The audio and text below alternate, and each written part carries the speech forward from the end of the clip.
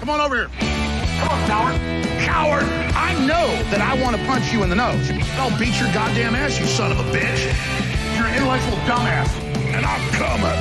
You coward. You think you're a tough guy. I hate you, coward. We're going to defeat this anti-human scum. We're going to wreck their world. The Church of America, the Redeemer. You say this is a virtual congregation, albeit one possessing many of the attributes of a more traditional religion. The church has its own holy scripture, authenticated on July 4th, 1776, at a gathering of 56 prophets, and it has its own saints, prominent among them the good Thomas Jefferson, chief author of the sacred text, not the bad Thomas Jefferson, who owned and impregnated enslaved people. Talk about the Church of America, the Redeemer, and what happens when you don't pay fealty to that church.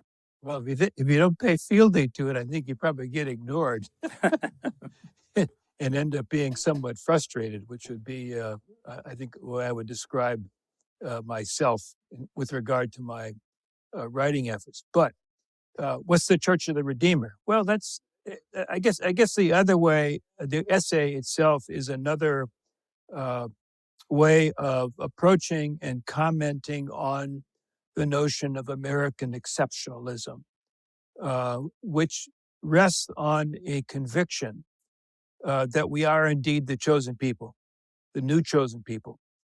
And as the new chosen people, that we have a divinely inspired mission. And the mission is to transform the world in our own image. This, I think, is something that in many respects we can trace back to the founding of the Republic, even to the colonial era. I think it is something that really achieved maturity beginning in 1945 and has persisted down to the present moment, despite the accumulation of evidence that says that we're not exceptional and that the prophets that we look to in many respects have feet of clay. For all of our lives, the dollar has been the king of currencies around the world. But is that about to change? Let's get to the bottom line.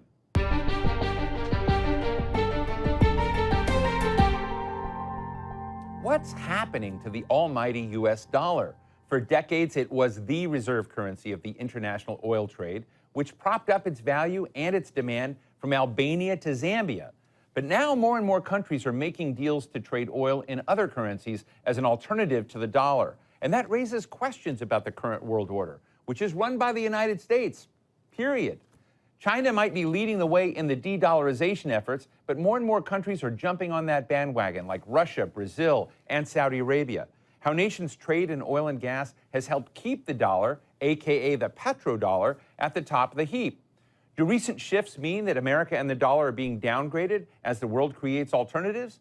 Today we're speaking with someone who really knows how our world's economy works and the important role of oil in all of this. He is Daniel Yergin, the vice chairman of S&P Global, historian, and Pulitzer Prize-winning author of several books, but most recently, The New Map, Energy, Climate, and the Clash of Nations.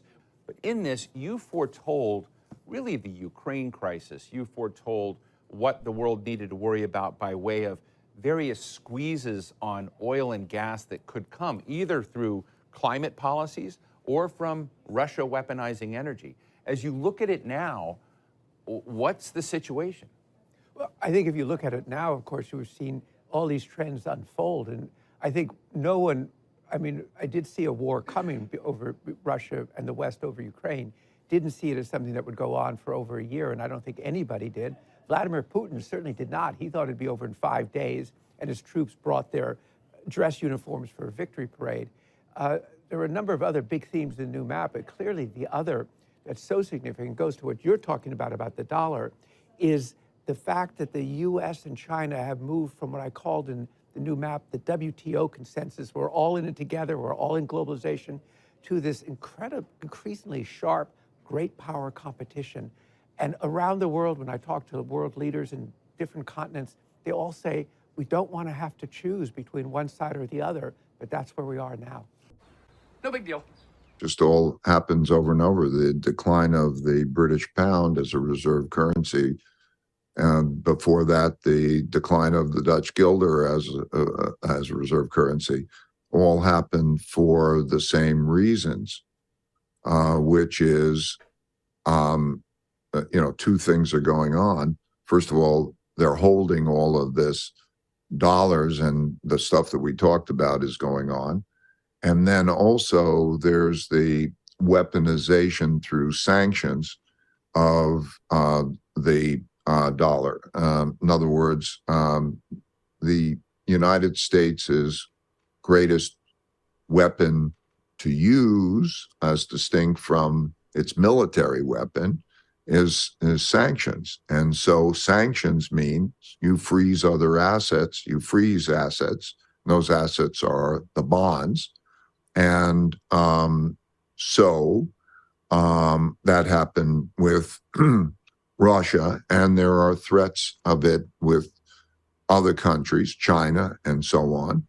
And there's kind of the thinking, well, if I hold the bonds, can that happen to me?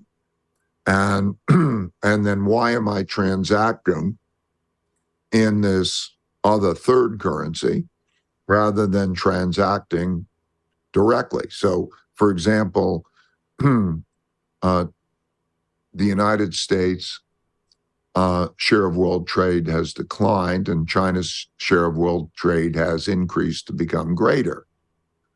And so if two countries are trading, let's say Saudi Arabia is trading with China, why do they buy? Why do they go to the dollars in order to do that?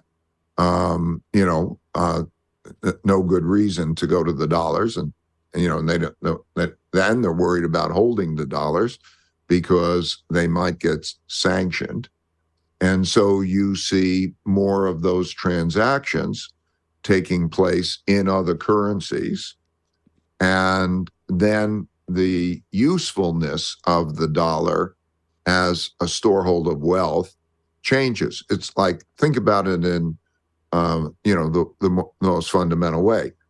Everybody wants a medium of exchange and a storehold of wealth. So in other words, if everybody's using the dollar in world trade, then you want to save in dollars, because you say, okay, now that's the thing I spend in, and I save in the dollars. But over time, as the share of world trade goes down, why aren't they denominating in like China has a larger share of world trade? Traditionally, the countries that have the world's reserve currency have the largest share of world trade and the largest share of world capital flows. And because the United States has declined, and also there's a worry about that, holding it because of sanctions. I mean, just imagine how the Chinese must feel about having a lot of money in treasury bonds. Like, I would be worried that I would be treated like Russia would be treated. It's not something I would want to hold as a safe asset. And other countries who might feel that they can get sanctioned, and for all those reasons, they're less inclined to hold. And when we call dollars, what we're really calling is dollar debt, because you hold dollar debt.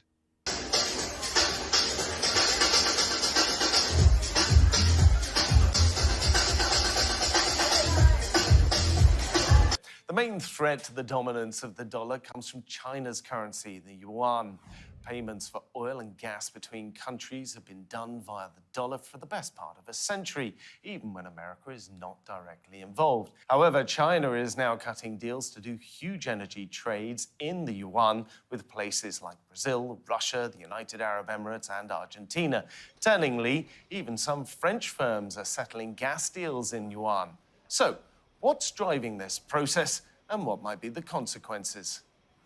Joining me to discuss this in the studio, I have Wolfgang Mungchau, who is a director of Euro Intelligence, a news service concentrating on the European Union. Meanwhile, in Singapore, we're joined by Kaya Pav, who is a partner and chief investment officer at CreditLink AI. And in Vienna, in Austria, Ralf Schollhammer, who is assistant professor at Webster University and Hilltower Resource Advisors. Well, thank you very much for joining me, Wolfgang. If I start with you. The US dollar, people have been talking about it for 50 years and talking about the concept of de-dollarization. Is it finally happening? And in your opinion, why, if it is? Well, thank you for having me here. People have been talking for 50 years. I've been talking about this for 25 years. And 25 years ago, I predicted it would happen, and I was absolutely wrong. So you've got to be very careful about what I'm going to say here today. But it's probably worth reflecting on why, I and several other people who looked at the euro at the time as a potential challenger to the dollar, and that didn't happen. Why we got it wrong, and because something intervened that we didn't see. China adopted a new kind of economic model, and globalization, the type of globalization that we've been experiencing in the last 30 years, really took on an awful lot of force. It was, what I call one world globalization. It was basically everyone together. The Brics, the five, the tiger economies, Brazil, Russia, back then, China, India, and South Africa were all seen to be sort of the new, the new engine of world economic growth. They all ran large surpluses, trade surpluses, and that has been a factor in cementing the dollar's role, because the United States became it absorbed those surpluses into its own financial system. And this has strengthened the role of the US dollar. So why do you think it might be over now? It's geopolitics. What I think is this is why we can't really discuss the question about the future of the dollar like in a 34 to 40 year perspective, because it depends on the other factors. In my view. And there is something happening in geopolitics right now, which some people call it bifurcation or fragmentation. But there is a serious danger of United States and China splitting up over trade, splitting up over finance. We see the US much more willing to impose economic sanctions. It's happened on Russia, of course, but also on China. We've seen the ban on semiconductor sales, the ban on Huawei. More bans are on the cards. Should there ever be a conflict over Taiwan, the US-China conflict is likely to run its course. And if that happens, China and other countries may have an incentive to change their economic system. So it's not a given, but it is a conditional possibility of a shift in geopolitical events.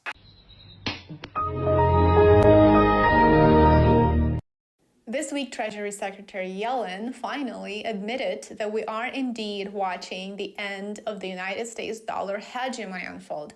Yellen said, expect a gradual decline in the dollar's share of global reserves.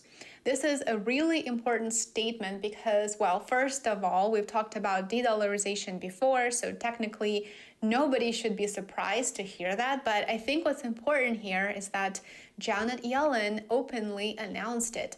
It clearly got to the point where it's no longer a theory, it's no longer fear-mongering, it's happening. The money that you have right now in your savings account, in your retirement account, your 401ks, that money is losing value as we speak because the entire world is moving away from the United States dollar as the reserve currency. The United States dollar was established as the world's reserve currency by the Bretton Woods Agreement in 1944. So it has been 80 years, a time period during which the US got accustomed to a certain standard of living, which is now being threatened. Global de-dollarization, countries making a decision to move away from the US currency as the ultimate store of value, it is primarily the result of the lack of trust and the increasing multipolarity in the world. And of course, it will have a major impact on every American.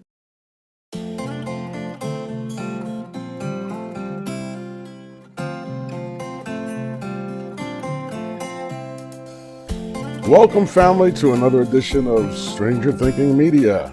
This is Yeshayahu, where we bring you the gospel of Yahushua HaMashiach, Jesus the Christ, to address the problems of a modern world. So today's topic, do you believe me now? Babylon is Fallen, Part 4. Topic 1, Babylon is Fallen. Revelation 14. And I saw another angel fly in the midst of heaven, having the everlasting gospel, to preach unto them that dwell on the earth, and to every nation and kindred and tongue and people, saying with a loud voice, Fear God, and give glory to him, for the hour of his judgment is come. And worship him that made heaven and earth and the sea and the fountains of waters. And there followed another angel, saying, Babylon is fallen, that great city, because she made all nations drink of the wine of the wrath of her fornication.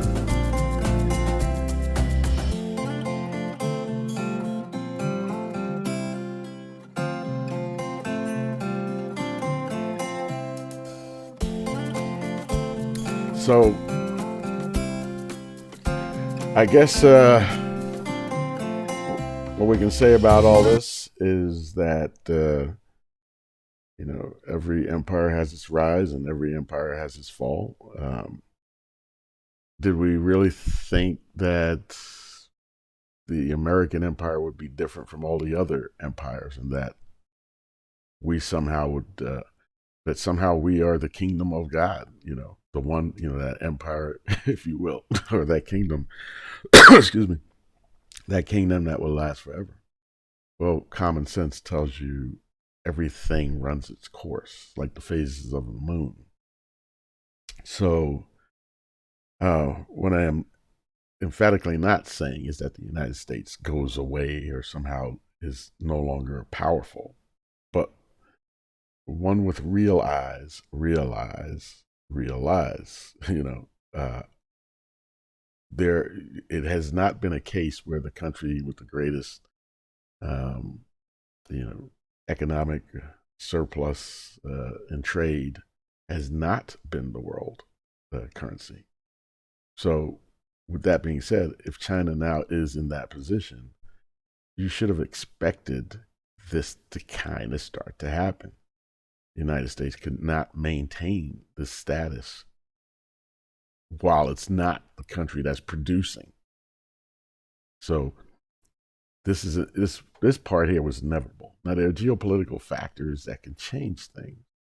There was a time where the euro was thought to be a challenger to the dollar, but essentially it was the rise of China as in a weird sense, a capitalistic player. Nobody thought that would necessarily happen. We thought China would become more kind of like Russia, Except that if you saw the handwriting on the wall, yeah, Russia has mineral wealth, and so it is a supplier of essentially raw materials. In a sense, much like Africa, only a little closer to Europe, so it does benefit from some manufacturing. But China doesn't have that much in the way of natural resources. China's biggest natural resource is manpower. And these corporations, these global corporations, look at that their eyes got big. We got 1.4 billion people we could put to work on the cheap, right? So that's where China's strength came in. And so China became the manufacturing hub. Well, at the end of the day, who's ever making the stuff that we need, they hold a lot of leverage. And China leveraged their leverage, if that makes sense, and adopted some capitalistic methodologies. And so they became what everybody thought the euro would become. So anyway, I think China's advantage was essentially their position on Africa, whereas the European Union and America, for that matter, view Africa a certain way. China didn't look at Africa that way. China went into Africa, more in terms of a partnership, allowing or not saying to the African nations, hey, you have to change. You have to become like us. That's the one thing China is not doing and has not, really has never done in their history. They build the Great Wall of China to keep people out, not to go out and, change other people. They want their way of life to remain their way of life. So their kind of mantra is more like live and let live. How can we benefit from each other? So, whereas the West has always been like, we know what we're talking about. The rest of you are kind of stupid, and so you do what we do. If we espouse this, you must also espouse this. If we say this is a human rights violation, you must also call it a human rights violation. And the other countries are looking back at the United States, and let's be real. You're telling other countries how to live and how to treat people, but the United States had 400 years of slavery, from colonial times on, and you're telling other people how to, about human rights. You're not too far removed from the civil rights movement in your own country, and most people would argue that was a human rights issue, not a civil rights issue. But by making it a civil rights issue, the United Nations had no say in it, basically. The bottom line is the United Nations had no say in it because the United States runs the United Nations. And, we're not going to allow the rest of the world to dictate how we're going to do things here. But at the same time, the rest of the world is not stupid. They're looking at it going, hey, and you're telling us what to do? Look at yourself. Look in the mirror. So, I don't know. This is different. And from a geopolitical standpoint, there are things in motion that can pop off at any second. For instance, if a war broke out over Taiwan, the world would immediately be split into two economic spheres. So although Brics is being developed, the world is still using the US dollar. It's not like it's gone away. But if there was a war in Taiwan, China would they would literally, well, first of all, the United States would probably completely sanction China. I don't see having a war and not using all your tools. So being that China holds all these US bonds and treasuries, that would put China in an economic bind. And then at that point, China would say, to hell with this. And there would be a split. And China and Brics would go one way, the United States and the West would go another way. Of course, just increasing the divide, which would, of course, at that point, make it more likely for world war. Two sides just not talking to each other, splitting the world down the middle. It just goes Cold War. That's how it would go. It would turn into a Cold War. But it just depends on the geopolitics, whether this thing goes south really fast. So that being said, we just have to be patient and see what happens. But life as you know it is going to change. And I don't think most Americans don't get that. They think things are just going to continue the way they've been continuing. And that's not the case. So you have to stay vigilant, keep your eyes open, see where this thing goes. Revelations 18. And after these things, I saw another angel come down from heaven, having great power, and the earth was lightened with his glory. And he cried mightily with a strong voice, saying, Babylon the Great is fallen, and has become the habitation of devils, and the hold of every foul spirit, and a cage of every unclean and hateful bird. For all nations have drunk of the wine of the wrath of her fornication, and the kings of the earth have committed fornication with her, and the merchants of the earth are waxed rich through the abundance of her delicacy.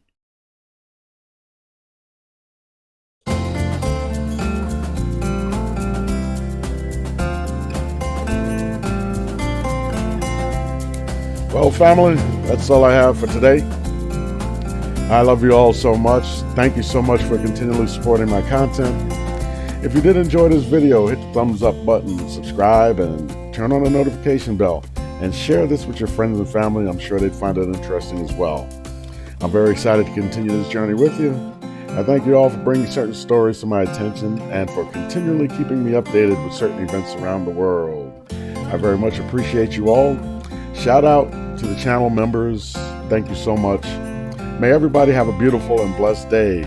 Who's in the body of Messiah, Yahusha, Hamashiach, Jesus the Christ of Nazareth. And I'll see you on the next one. Shalom.